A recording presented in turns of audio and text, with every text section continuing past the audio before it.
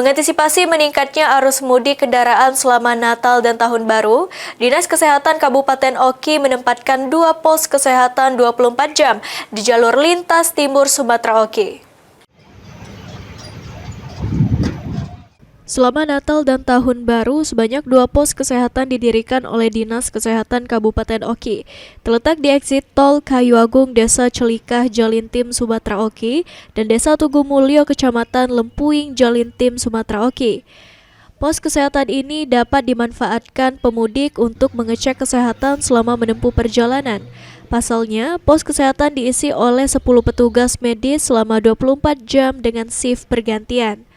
Sedangkan pos kesehatan di Tugu Mulyo, Lempuing disiapkan oleh 30 petugas medis dari 3 puskesmas yang ada, yakni Puskesmas Tugu Mulyo, Puskesmas Cahaya Maju, dan Puskesmas Bumi Arjo secara bergantian. Pos kesehatan ini diharapkan dapat membantu pengguna jalan lintas timur Sumatera Oki dari tanggal 20 Desember hingga 2 Januari nanti.